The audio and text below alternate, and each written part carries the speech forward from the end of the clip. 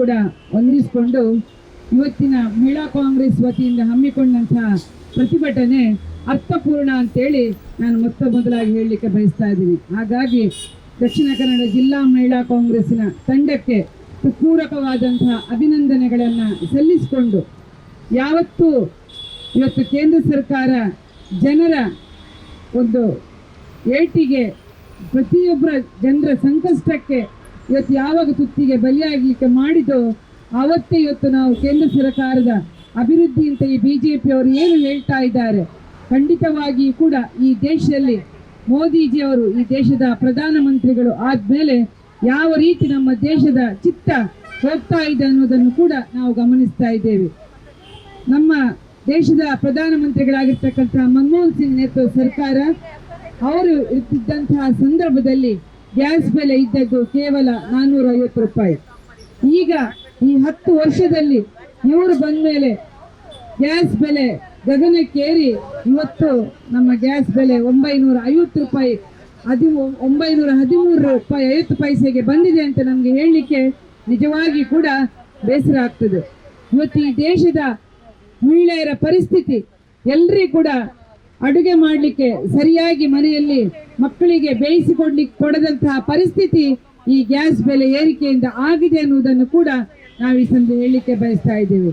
ಬಹುಶಃ ಇವತ್ತು ಇವರು ಚುನಾವಣೆಗೆ ಬರುವಾಗ ದೇಶ, ಧರ್ಮ, ಅಭಿವೃದ್ಧಿ ಅಂತೇಳಿ ಮತವನ್ನ ಪಡೆದ್ರು.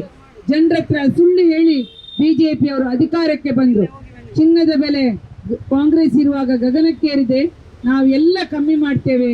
ಗ್ಯಾಸ್ ಬೆಲೆ ಗಗನಕ್ಕೇರಿದೆ, ನಾವು ಅಧಿಕಾರಕ್ಕೆ ಬಂದರೆ ಕಮ್ಮಿ ಮಾಡ್ತೇವೆ, ಎಲ್ಲ ಬೆಲೆ ಏರಿಕೆಗಳನ್ನು ಕಡಿಮೆ ಮಾಡ್ತೇವೆ ಎನ್ನುವಂಥ ಈ ಬಿಜೆಪಿ ಅವರು ಹೇಳಿದಂತಹ ಮಾತುಗಳು ಇವತ್ತು ಖಂಡಿತವಾಗಿ ಕೂಡ ಇವರು ಹೇಳಿದಂತಹ ಮಾತುಗಳು ಬರೀ ಸುಳ್ಳಾಗಿ ಉಳಿದಿದೆ ಅನ್ನುವುದಕ್ಕೆ ಇವತ್ತಿನ ಗ್ಯಾಸ್ ಬೆಲೆ ಏರಿಕೆ ಸಾಕ್ಷಿ ಅಂತೇಳಿ ನಾವು ಈ ಸಂದರ್ಭದಲ್ಲಿ ಹೇಳಲಿಕ್ಕೆ ಬಯಸ್ತಾ ಇದ್ದೇವೆ.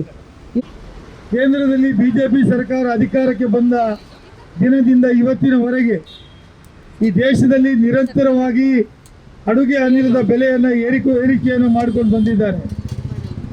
ಇವತ್ತು ಅಡುಗೆ ಅನಿಲ ಏನಿತ್ತು ಇದು 415 ರೂಪಾಯಿಗೆ ಅಂದು ಕಾಂಗ್ರೆಸ್ಸಿನ ಸರ್ಕಾರ ಇದ್ದಾಗ ಡಾಕ್ಟರ್ ಮನಮೋಹನ್ ಸಿಂಗ್ ಅವರು ಈ ದೇಶದ ಪ್ರಧಾನಮಂತ್ರಿ ಆಗಿದ್ದಾಗ 2014ರಲ್ಲಿ 414 ರೂಪಾಯಿ ಪರ್ ಸಿಲಿಂಡರ್ಗೆ ಇದ್ದಂಥ ಸಮಯ ಅದು ಕಾಂಗ್ರೆಸ್ಸಿನ ಆಡಳಿತ. ಇವತ್ತು ಕಾಂಗ್ರೆಸ್ಸಿನ ಆಡಳಿತ ಮುಗಿದ ಮೇಲೆ ಕಳೆದ 11 ವರ್ಷಗಳಿಂದ ಸತತವಾಗಿ ಇವತ್ತು ದರವನ್ನು ಏರಿಕೆ ಮಾಡುವ ಮೂಲಕ ಇವತ್ತು 414 ರೂಪಾಯಿ ಇದ್ದಂಥ ಗ್ಯಾಸ್ ಸಿಲಿಂಡರ್ ಬೆಲೆ ಇವತ್ತು 900 ರೂಪಾಯಿಗೂ ಅಧಿಕವಾಗಿ ಇರ್ತಕ್ಕಂಥದ್ದು. ಕೆಲವು ಬಾರಿ 1100 ರೂಪಾಯಿ ಕೊಟ್ಟದ್ದು.